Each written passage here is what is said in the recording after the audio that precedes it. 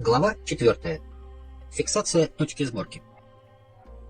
С тех пор, как мы с Доном Хуаном условились о том, чтобы обсуждать мою практику сновидения только тогда, когда он сочтет это необходимым, я редко начинал говорить о ней сам и никогда не задавал лишних вопросов. Поэтому я всегда с особой готовностью слушал его, когда он затрагивал эту тему. Его объяснения и рекомендации относительно сновидений неизбежно касались и других аспектов его учения. Однажды, когда я был у него дома, и мы разговаривали о каком-то отвлеченном предмете, Дон Хуан без всякого предисловия сказал, что посредством установления контактов с неорганическими объектами в сновидении старые маги в совершенстве овладели искусством перемещения точки сборки, предметом весьма непростым и опасным.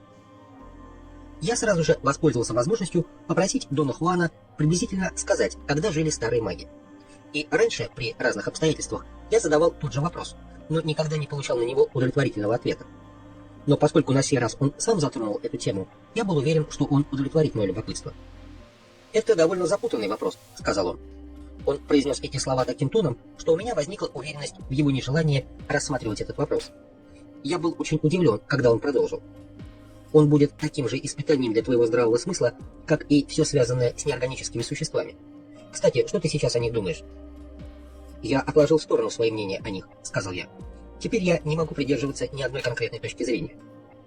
Мой ответ вызвал у него восхищение. Он засмеялся и заговорил о своем страхе и отвращении к неорганическим существам. «Я никогда не испытывал к ним пристрастия», — сказал он. «Конечно, главной причиной этого был мой страх перед ними. В свое время я не смог от него отделаться, а затем он стал постоянным». «Ты сейчас их боишься, Дон Хуан?» «Сейчас я ощущаю скорее отвращение, чем страх. Я не хочу иметь с ними ничего общего». Существует ли какая-нибудь определенная причина для этого отвращения? Лучшая причина в мире. Мы с ними воплощаем полные противоположности. Они любят властвовать. Я люблю свободу. Они стремятся купить, я же не продаю. Я почувствовал необъяснимое волнение и резко заявил ему, что эта тема кажется настолько далекой от моих проблем, что я не воспринимаю ее всерьез. Некоторое время он пристально смотрел на меня, улыбаясь, а затем сказал: «Лучшее, что можно сделать с неорганическими существами, это как раз то, что делаешь ты.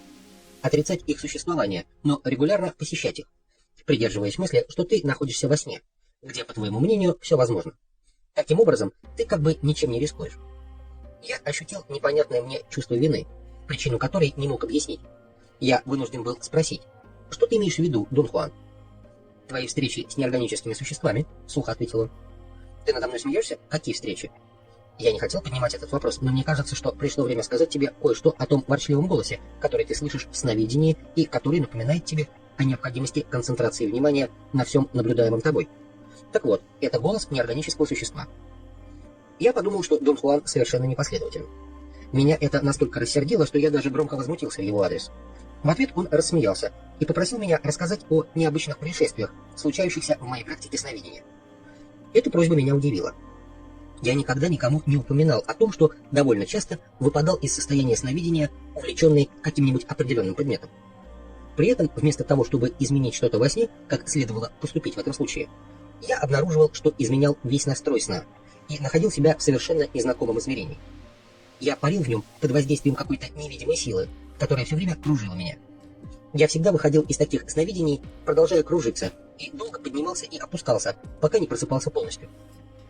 «Это были твои встречи лицом к лицу с друзьями из неорганического мира», — сказал Дон Хуан. Я не мог с ним спорить, но не хотел и соглашаться.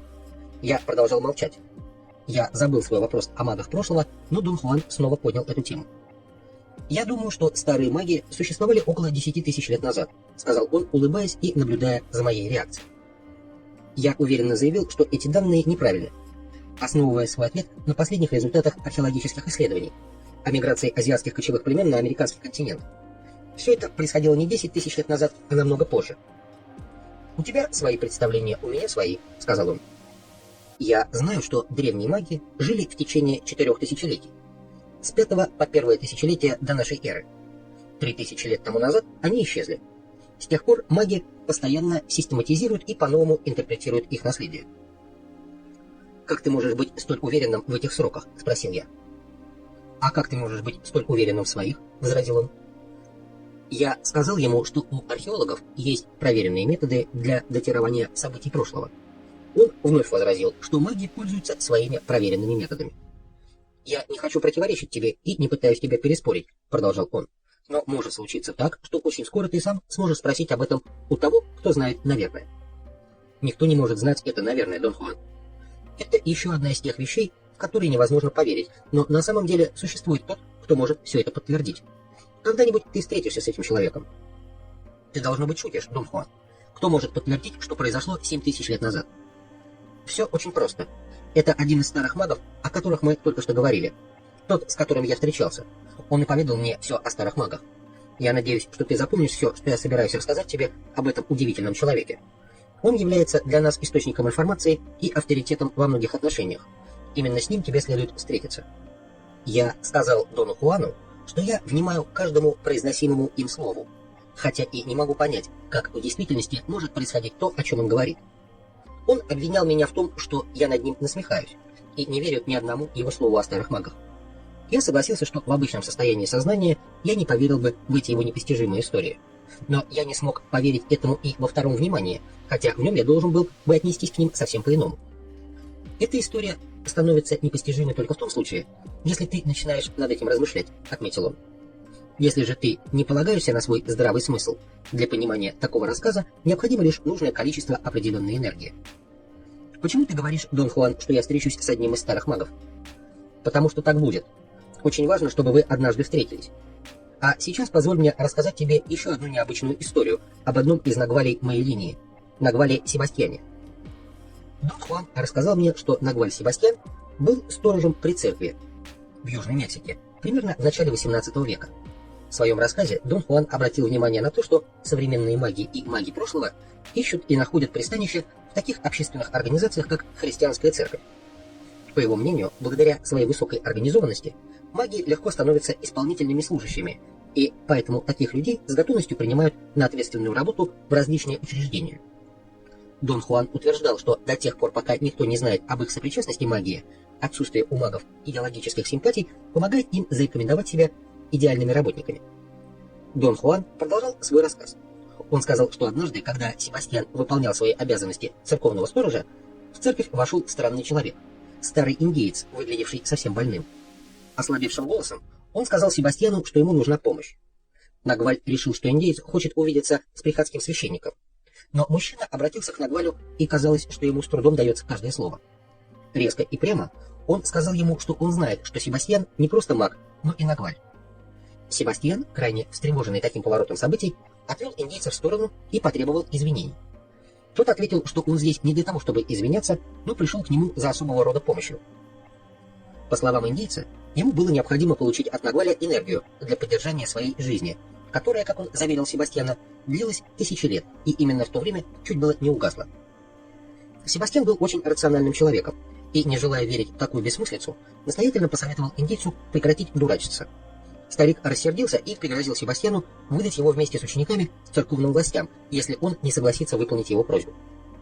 Дон Хуан напомнил мне, что в те времена церковные власти часто жестоко расправлялись с языческими культами, сохранившимися среди индейцев Нового Света. Такую угрозу нельзя было не принять всерьез, и Нагваль и его последователи действительно оказались в смертельной опасности. Себастьян спросил индейца, как тот может получить от него энергию. Тот человек объяснил, что вследствие своей магической практики Нагвали приобретают особую энергию, которую накапливают в своем теле, и что он может безболезненно для Себастьяна взять часть ее из энергетического центра, находящегося в области пупка. В свою очередь, Себастьян, оставшись невредимым, не только получит за это возможность продолжать свою магическую деятельность, но приобретет также дар силы. Необходимость выполнить требования старого индейца не слишком привлекала Нагваля, но тот не отступал, и Себастьяну пришлось в конце концов удовлетворить его просьбу. Дон Хуан заверил меня, что старый индеец нисколько не преувеличивал своих притязаний. Оказалось, что он является одним из магов древности, одним из тех, кто известен как бросивший вызов смерти. По всей видимости, он прожил вплоть до того времени, используя только ему известные методы воздействия на свою точку сборки. Дон Хуан сказал, что происшедшее тогда послужило основой для заключения соглашения, к которому присоединились все 6 Нагвалей после Себастьяна. Бросивший вызов смерти сдержал свое слово. В обмен на энергию, взятую от всех этих людей, он вознаградил каждого даром силы. Себастьян вынужден был принять такой дар и сделал это вопреки своей воле. Он был поставлен в такое положение, где у него не было выбора. Однако все последующие Нагвали после Себастьяна с готовностью и гордостью принимали этот дар. Дон Хуан завершил свою историю, сказав, что позже бросивший вызов смерти стал известен как арендатор, и на протяжении более чем 2 столетий на гвале линии Дона Хуана соблюдали условия этого соглашения, вступая в отношения обмена энергией, что привело к некоторым изменениям в некоторых деталях и конечной цели их учения. Дон Хуан не потрудился объяснить, что же было дальше в этой истории, но у меня осталось странное ощущение ее подлинности, которое взволновало меня больше, чем я мог когда-либо вообразить. «Как ему удалось прожить так долго?» — спросил я. «Этого никто не знает», — ответил Дон Хуан. «Все, что мы знаем о нем с тех пор, это то, что он сам нам рассказывал. Именно бросившего вызов смерти я и расспросил о старых магах, и он сказал мне, что наиболее плодотворный период их деятельности был 3000 лет назад». «Откуда ты знаешь, что он говорил правду?» — спросил я. Дон Хуан покачал головой как-то удивленно, почти с отвращением. «После того, как столкнешься лицом к лицу с непостижимым, неизвестным тебе где-то там», — сказал он, показывая вокруг себя, — «перестаешь носиться с мелочной ложью. Мелочная ложь — это удел тех, кто никогда не заглядывал в потустороннее, которое ожидает нас. Что ждет нас там, Дон Хуан?» Кажущийся безобидным его ответ привел меня в такой ужас, которого не вызвало бы во мне даже описание самой страшной вещи. «Нечто абсолютно безличностное», — сказал он. Он, должно быть, заметил, что страх разрывает меня на части, и изменил мой уровень осознания так, чтобы мой испуг прошел. Несколько месяцев спустя в моих сновидениях произошла странная перемена. В своих снах я начал получать ответы на вопросы, которые я собирался задать Дону Хуану. Но наиболее странным было то, что это стало происходить со мной и в часы бодрствования. Однажды, когда я сидел за столом на работе, я получил ответ на мысленный вопрос о реальности неорганических существ. Я видел неорганические существа в сновидении так много раз, что уже начал думать о них как о реальности. Я вспомнил, что даже прикасался к одному из них, находясь в необычном состоянии сознания в пустыне Сонора. Периодически в своих снах я проскальзывал в миры, которые едва ли могли быть порождением моего воображения. Я хотел наилучшим образом кратко сформулировать этот вопрос для Дона Хуана. Для себя я сформулировал его так. Если согласиться с тем, что неорганические существа точно так же реальны, как и люди, то где они могут существовать в материальной структуре Вселенной? Сформулировав для себя этот вопрос, я услышал странный смех. Такой же смех я слышал в тот день, когда столкнулся с неорганическим существом. Вполне человеческий голос сказал мне: «Их мир существует в некотором особенном положении точки сборки», — сказал он, «так же, как твой мир существует в обычном положении точки сборки».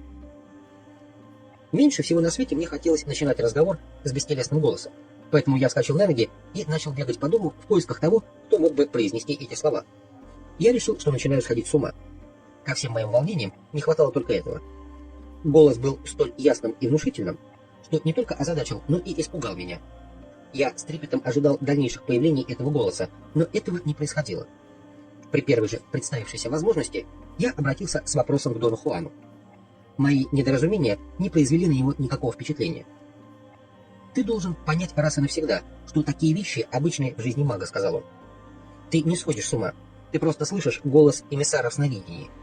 Пройдя через первые и вторые врата сновидения, сновидящий достигает такого энергетического уровня, когда у него начинаются видения, или когда он слышит голоса. Фактически это немного голосов, а только один. Маги называют его голосом эмиссара в сновидении. Что такое эмиссар в сновидении? Чужая энергия, сконцентрированная в небольшой области пространства. Чужая энергия, претендующая на то, чтобы помогать сновидящим своими рассказами. Для эмиссара в сновидении характерно, что он может сказать лишь то, что маги уже знают или должны знать, если считают себя магами. Утверждение, что это чужая энергия, сосредоточенная в небольшой области пространства, совершенно ничего мне не говорит, Дон Хуан. Какого рода эта энергия? Дружелюбная, враждебная, положительная, отрицательная? Какая? Она в точности такая, как я сказал, чужая. Безличностная сила, которую мы воспринимаем как личность потому, что она разговаривает с нами. Некоторые маги поклоняются ей. Они даже могут видеть ее. Или, подобно тебе, они попросту слышат ее как мужской или женский голос. Этот голос может объяснить им суть происходящего, и они чаще всего воспринимают сказанное им как полезный совет. Почему некоторые из нас воспринимают его как голос?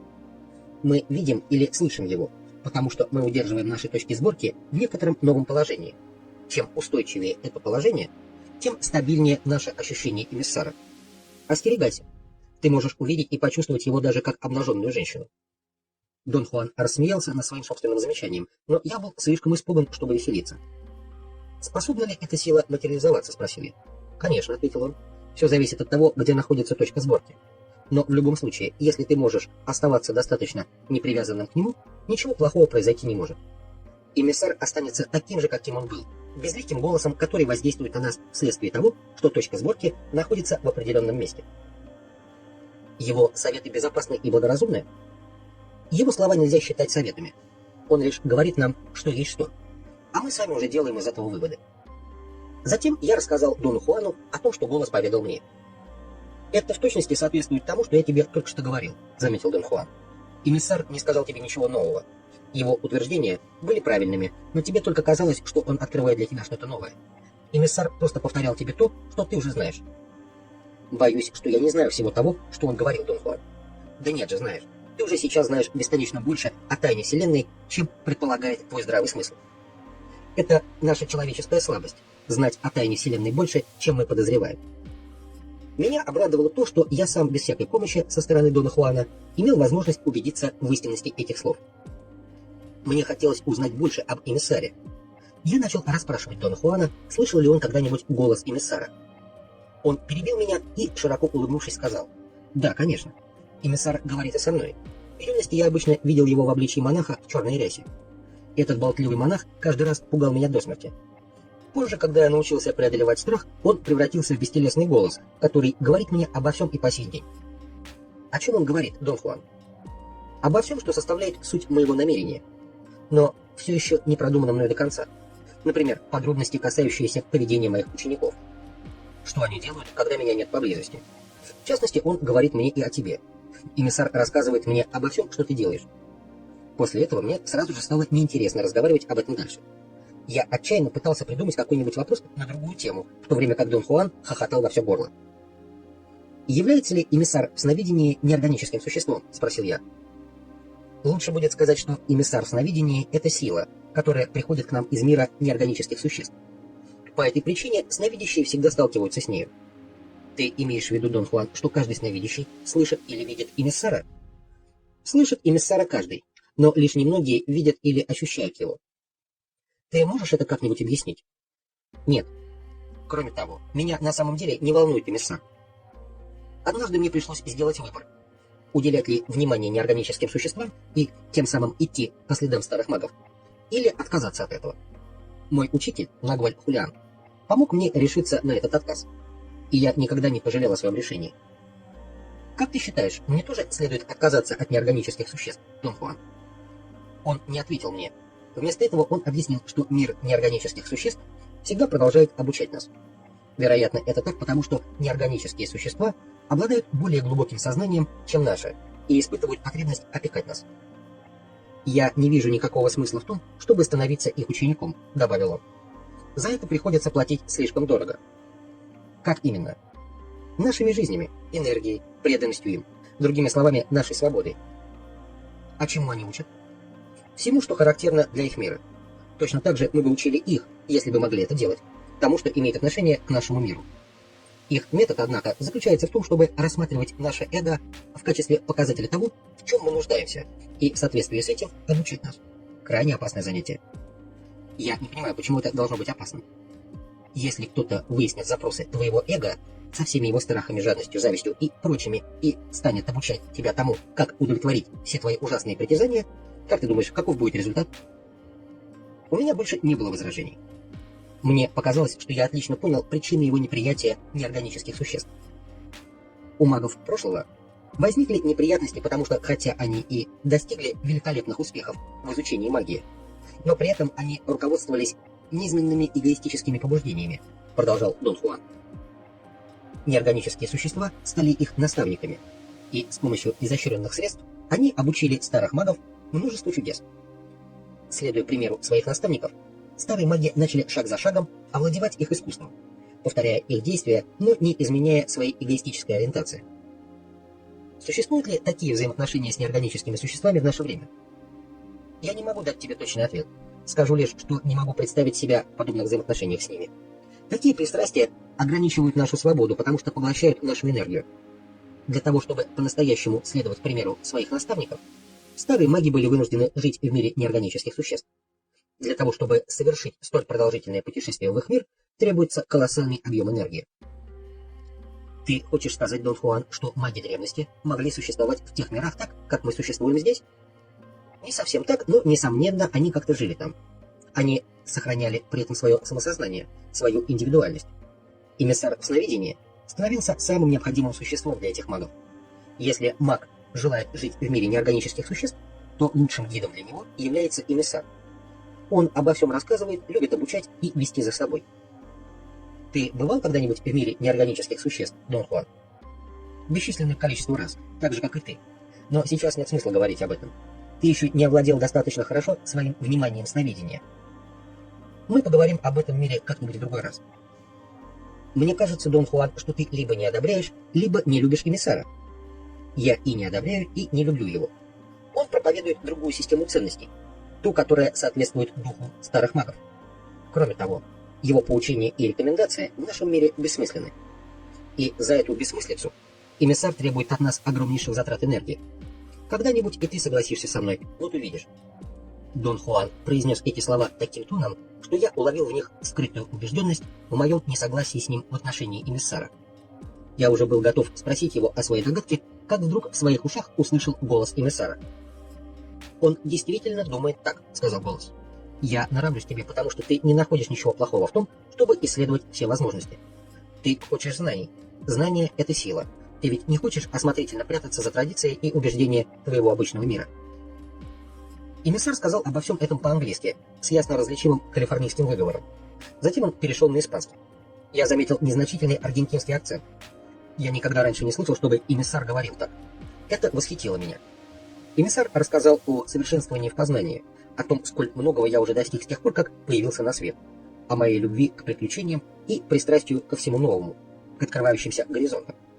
Голос обратился ко мне даже по-португальски, произнося слова с интонацией, характерной для пампасов Южной Америки. Когда я услышал весь этот поток лести, изливающийся на меня, я не только испугался, но меня к тому же затошнило от лицемерия эмиссара. Я сразу же сказал Дону Хуану, что вынужден прекратить свою практику сновидения. Он взглянул на меня с нескрываемым удивлением. Но когда я повторил ему все, что слышал, он одобрил мое решение, хотя я и почувствовал, что он делает это только для того, чтобы успокоить меня. Спустя несколько недель я пришел к выводу, что принял это решение сгоряча и необдуманно. Я вновь вернулся к практике сновидения. Я был уверен, что Дон Хуан знает о том, что я возобновил занятия. Во время одного из моих визитов к нему он довольно неожиданно заговорил о сновидении. Если ты не привык рассматривать сновидение в качестве подлинной сферы исследований, то отсюда не следует, что они не являются такой сферой, начал он. Сны анализируют в поисках смысла. Их считают плохими предзнаменованиями, но никто не видит, что события, происходящие в них, так же реальны, как и наш обыденный мир. Насколько я могу судить, только маги прошлого считали сновидение реальным, продолжал Дон Хуан. Но в конце концов они исказили его суть. Они стали ненасытными, накапливая новые знания. И когда дело дошло до выбора правильного пути, они свернули не в ту сторону. Они смешали все в одну кучу, без разбора, устанавливая точку сборки в тысячи возможных положений. Дон Хуан выразил сожаление в связи с тем, что из всех великолепных вещей, которым научились старые маги, перемещая точку сборки в тысячи разных мест, остались только искусство сновидения и искусство сталкинга. Он повторил снова, что искусство сновидения означает умение управлять смещением точки сборки. Затем он определил искусство сталкинга как умение фиксировать точку сборки в том месте, куда ее необходимо сместить. Фиксировать точку сборки на новом месте означает достигать состояния гармонии, сказал он. Сейчас ты как раз над этим и работаешь в своей практике сновидения.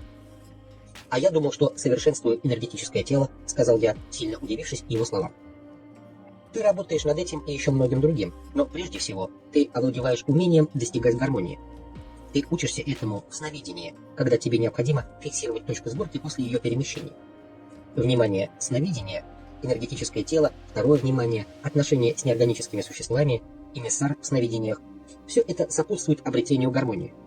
Другими словами, все это получается вследствие сдвига точки сборки в некоторые определенные положения в сновидении. Какие это положения, Дон Хуан? Любые позиции, в которых точка сборки оказывается во время сновидения. А как мы фиксируем ее в этих точках? Продлевая присутствие объектов в сновидении или же преднамеренно изменяя эти объекты. Занимаясь практикой сновидения, ты фактически учишься достигать гармонии. Другими словами, ты получаешь навыки сохранять энергию в той новой форме, которую она принимает вследствие фиксации точки сборки в определенном месте в каждом конкретном сновидении. Умею ли я сохранять энергию в новой форме?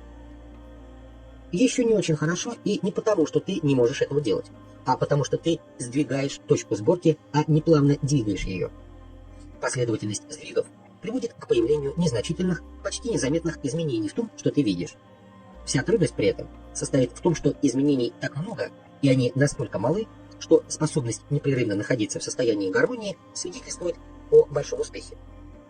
Как определить, находимся ли мы в состоянии гармонии? По ясности восприятия.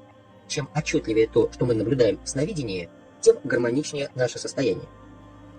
Он сказал мне, что пришло время практически использовать то, чему я научился в сновидении. Не давая мне времени задать очередной вопрос, он приказал мне сконцентрировать внимание на листве растущего невдалеке мескитового дерева. И к тому же сделать это так, будто бы я нахожусь в сновидении. Ты хочешь, чтобы я просто смотрел на это дерево? Я не хочу, чтобы ты просто смотрел.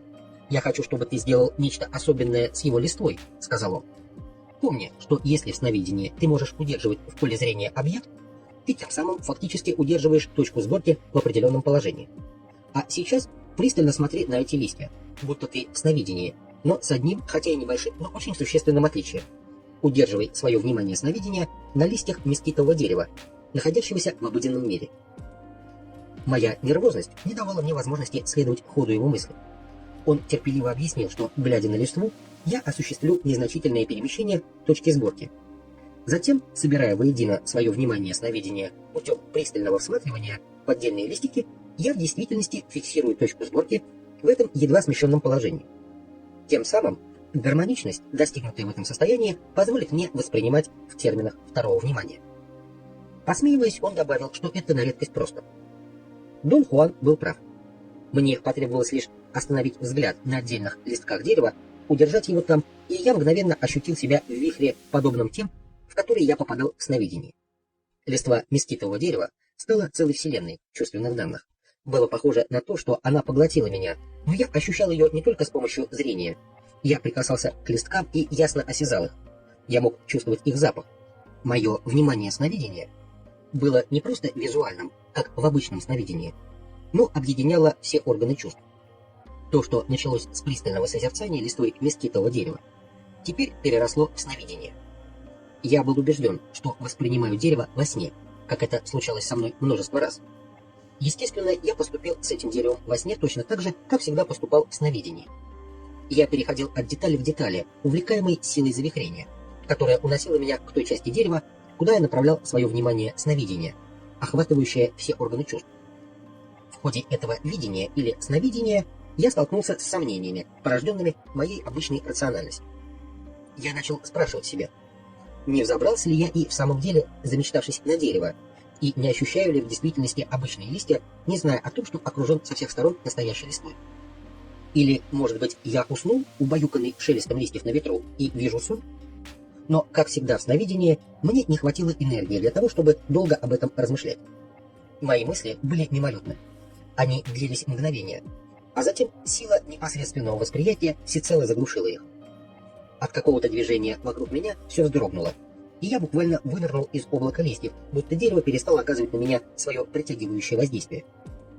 Я видел со своей высоты великолепную панораму, вплоть до самого горизонта. Темные горы и зеленая растительность окружали меня. Еще один энергетический всплеск из глубины встряхнул меня. Я понял, что уже нахожусь совсем не там, где было мескитовое дерево. Исполинские деревья возвышались вокруг. Они были выше, чем пихты в штатах Орегон или Вашингтон. Я никогда не видел такого леса. Эта панорама так резко контрастировала с безводной сонорской пустыней, что у меня не осталось сомнений, что я в сновидении. Я удерживал этот необычный пейзаж, боясь отпустить его, зная, что это в действительности сон, который исчезнет, как только я выскользну из внимания сновидения. Но образы оставались даже тогда, когда мне показалось, что я вышел из внимания сновидения. Ужасная мысль пронеслась у меня в уме. А что если это и не сон, и необычный мир? Испугавшись так, как может быть напугано только животное, я устремился опять в заросли листьев, из которых вынырнул. Под воздействием порыва вовнутрь я пошел сквозь листву дерева, огибая толстые ветки. Затем я вновь вынырнул из дерева и в один миг очутился рядом с Доном Хуаном у двери его дома в пустыне Сонора. Я сразу понял, что снова нахожусь в состоянии, в котором могу нормально мыслить, но не могу разговаривать. Дон Хуан сказал, чтобы я не волновался. Он сказал, что наш дар речи подвержен очень сильным влияниям, и что периоды немоты – довольно распространенное явление среди магов, которые отваживаются заглядывать за пределы обычного восприятия. В глубине души я чувствовал, что Дон Хуан проникся жалостью ко мне и решил меня приободрить. Но голос эмиссара, который я ясно услышал в этот момент, произнес, что через несколько часов отдыха ко мне вернется не только дар речи, но и хорошее самочувствие. Выспавшись, я по просьбе Дона Хуана дал ему подробное описание всего увиденного и пережитого мной. Он предупредил меня, что понимание моих переживаний невозможно на основе рациональных представлений. И дело вовсе не в том, что мой интеллект в каком-то смысле неполноценен, а в том, что это было происшествие, которое разум не может постичь просто по своей природе. Я, естественно, возразил, что нет ничего непостижимого для разума. Положение вещей может быть неясным, но рано или поздно мыслящий разум прольет свет на все. И я действительно верил в это. Дон Хуан с большим терпением объяснил, что мыслящий разум всего лишь один из аспектов положения точки сборки. Поэтому знание о том, что происходит в мире, здравомыслие, уверенность в себе, все эти предметы нашей гордости и предполагаемые мерила нашего здравомыслия являются лишь следствием расположения точки сборки в ее обычном месте. Чем более жестко она там фиксирована, тем более мы самоуверенны, тем сильнее мы чувствуем, что знаем мир и способны предвидеть будущее. Он добавил, что сновидение дает нам гибкость, необходимую для того, чтобы войти в другие миры, разрушая нашу убежденность в знании этого мира. Он назвал сновидение путешествием в невообразимые измерения, когда после того, как мы постигаем все доступное человеческому восприятию, наша точка сборки выскальзывает за пределы человеческого и достигает непостижимого. «Мы снова вернулись к самому важному аспекту мира магов», — продолжал он, — положению точки сборки. Оно является одновременно проклятием старых магов и источником постоянных неприятностей человечества. Почему ты так говоришь, Дон Хуан? Потому что все человечество и маги древности пали жертвой положения точки сборки. Человечество не знает, что точка сборки существует, и поэтому принимает последствия ее обычного расположения как нечто окончательное и неоспоримое. Что же касается старых магов, то они пострадали потому, что, хотя и знали все о точке сборки, но не смогли правильно воспользоваться ее возможностями. «Ты должен избежать этих двух ловушек», — продолжал он. «Было бы очень плохо, если бы ты уподобился человечеству в своем неведении относительно точки сборки. Но будет и еще хуже, если ты станешь так же рационально, как старые маги, использовать точку сборки для достижения личных целей». «Я все еще не понимаю, о чем ты говоришь. Какое это имеет отношение к тому, что я пережил вчера? Вчера ты посетил другой мир. Но если ты спросишь меня, где он находится, и я скажу тебе, что он в положении в точке сборки, ты снова ничего не поймешь». По словам Дона Хуана, мне грозила одна из двух роковых возможностей. Первая состояла в том, что я последую по пути человечества и столкнусь с дилеммой, когда мой опыт скажет мне, что есть иные миры, а мой разум будет утверждать, что они не существуют и не могут существовать. Вторая в том, что я уподоблюсь старым магам, сразу же согласившись с реальностью иных миров, и начну использовать положение точки сборки, порождающие эти миры, для корыстных целей. В результате возникнет проблема, связанная с уходом в иные уровни реальности в погоне за могуществом и богатством. Мне нечего было сказать в ответ на его слова, но через некоторое время я понял, что я не должен непременно стать жертвой этих роковых возможностей, потому что, в принципе, я полностью согласен с точки зрения самого Дона Хуана. Хотя, естественно, я не мог тогда полностью представлять, с чем соглашаюсь. Согласие с ним скорее выражалось в каком-то давно забытом чувстве уверенности, которое я потерял, и теперь начинал медленно обретать снова. Возврат к моей практике сновидения устранил это беспокойство, но создал новое. Например, в связи с тем, что я каждый день слышал голос эмиссара, он перестал звучать для меня раздражающе или странно. Он стал обычным явлением. Я допустил так много ошибок под влиянием его слов, что почти понял, почему Дон Хуан отказывается относиться к ним серьезно. Психоаналитику потребовался бы не один день, чтобы проинтерпретировать высказывание эмиссара в соответствии со всеми возможными перипетиями моих межличностных отношений. Дон Хуан придерживался по этому поводу непреклонного мнения. Эмиссар — это безличностная устойчивая сила из мира неорганических существ. Каждый сновидящий сталкивается с ней при более или менее схожих обстоятельствах, Но если он решает воспользоваться его советами, то является безнадежным дураком. Я со всей определенностью и был таковым. Я никоим образом не мог оставаться равнодушным, сталкиваясь с таким необычайным явлением. Голос, ясно и последовательно излагающий мне на 3 языках тайные сведения обо всем, на чем останавливалось мое внимание. Единственным, но не очень существенным его недостатком для меня было то, что он говорил не всегда вовремя. Эмиссар нередко рассказывал мне о людях и событиях, когда я уже полностью забывал о том, что они меня раньше интересовали. Я спросил у Дона Хуана об этом. И в ответ он сказал, что это как-то связано с жесткостью положения моей точки сборки. Он объяснил, что меня воспитывали пожилые люди, и поэтому я унаследовал многие стороны их мировоззрения. В частности, я подвержен опасной тенденции считать себя праведным. Он сказал, что когда он давал мне галлюциногенные растения, то руководствовался прежде всего необходимостью расшатать мою точку сборки и сделать ее подвижной, хотя бы в минимальной степени. «Если ты не сделаешь ее чуточку подвижнее, — продолжал он, — ты либо станешь еще более высокого мнения о себе, либо превратишься в неуравновешенного мага. Я говорю это тебе не для того, чтобы очернить старых магов, а для того, чтобы оградить тебя от их ошибок. Рано или поздно твоя точка сборки станет более подвижной, но все же не настолько, чтобы ты не рисковал стать либо тщеславным, либо неуравновешенным. Как мне избежать всего этого, Дон Хуан? Существует только один путь. Маги называют его глубинным пониманием. Я называю его романом между человеком и знанием. Для магов он является движущей силой в познании, исследовании, удивительных открытиях. Дон Хуан сменил тему разговора и продолжил объяснение фиксации точки сборки. Он сказал, что при видении точки сборки у детей, которая постоянно перемещается как бы под воздействием небольших встряхиваний, легко переходя из одного положения в другое, старые маги пришли к выводу, что обычное место точки сборки не присуще ей от природы, а вырабатывается как привычка. Видя также, что точка сборки фиксирована на одном месте только у взрослых, они заключили, что с каждым конкретным ее положением некоторым особым образом связан определенный тип восприятия. Вследствие длительной привычки этот тип восприятия становится системой интерпретации чувственных данных. Дон Хуан указал, что поскольку мы вовлечены в эту систему, будучи воспитанными в соответствии с ней, мы продолжаем с самого рождения приспосабливаться к требованиям системы интерпретаций, системы, которая вводит нас в жизнь. Поэтому старые маги были совершенно правы в том, что верили в возможность отказа от нее и непосредственного восприятия энергии, в результате чего человек становится магом. Как бы удивляясь, Дон Хуан отметил, что так называемое величайшее достижение нашего общественного воспитания состоит в том, чтобы замкнуть точку сборки в ее обычном положении. Ведь после того, как она замирает в этом положении, наше восприятие может легко описывать и объяснять то, что мы ощущаем. Другими словами, с этого момента нас можно легко заставить воспринимать лишь то, что предполагает система, а не то, что мы ощущаем в действительности. Он заверил меня, что восприятие людей однотипно по всему миру, потому что точки сборки у всех представителей человечества фиксированы одинаково.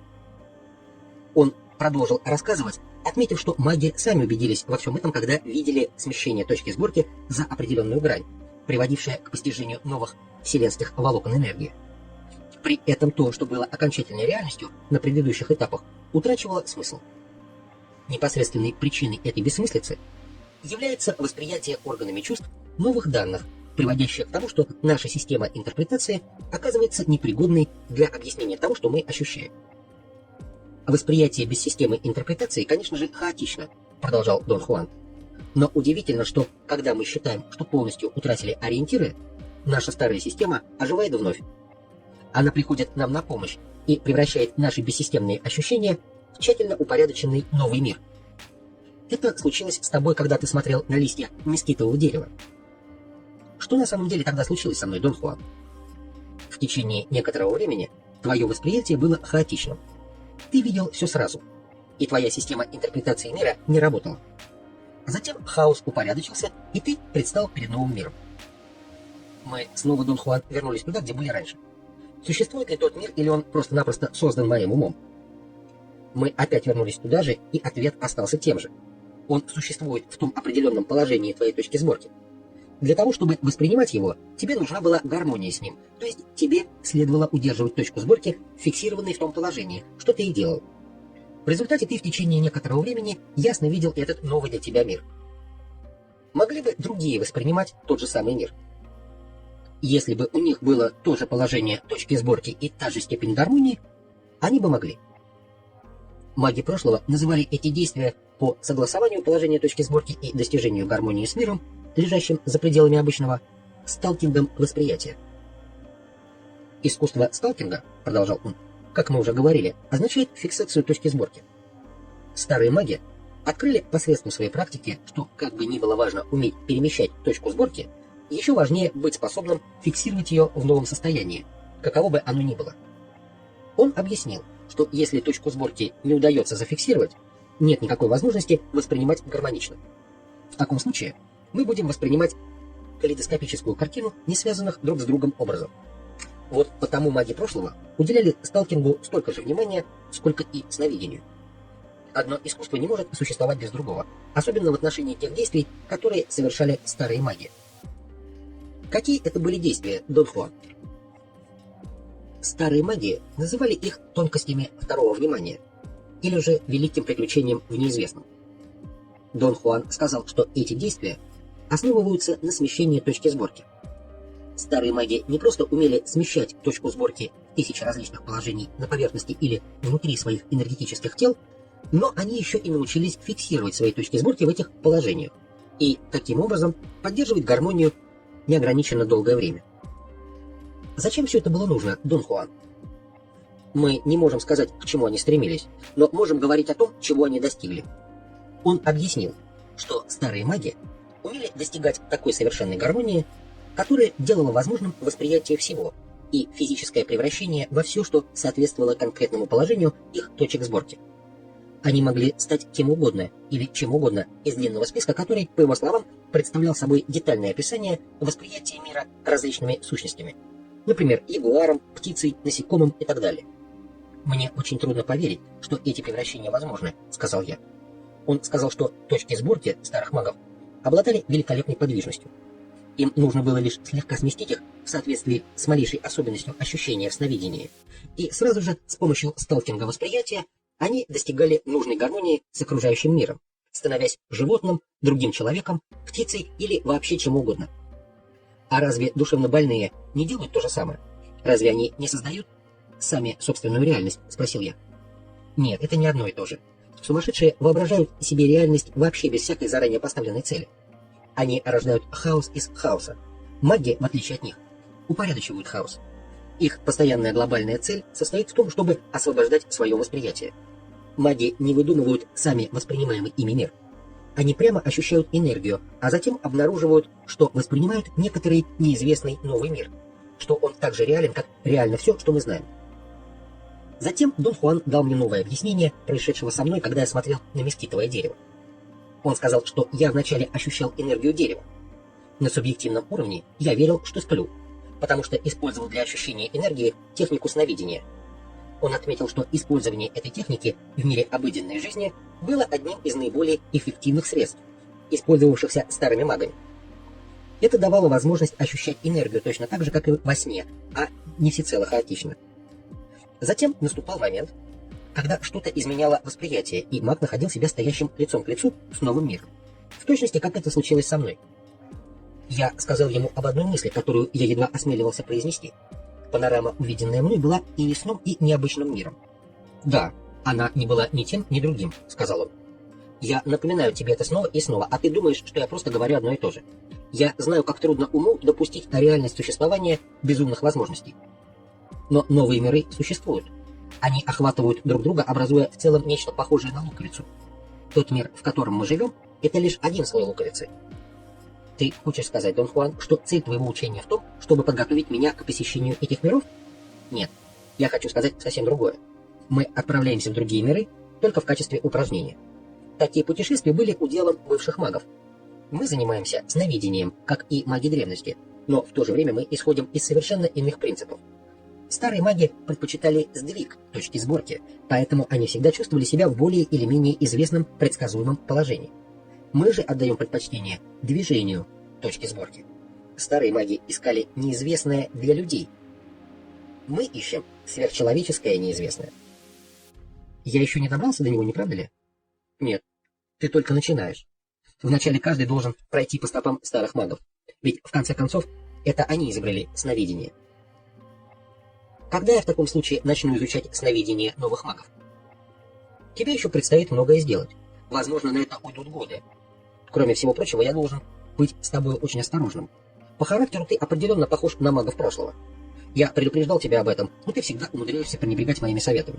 Иногда мне даже казалось, что какая-то чужая энергия выступает в качестве твоего советника, но сейчас я отбросил эту идею. Ты искренний человек. Что ты имеешь в виду, Дон Хуан? Ты нечаянно совершил два поступка, которые меня чертовски взволновали. В первом же сновидении ты путешествовал в энергетическом теле за пределами этого мира и прогуливался там.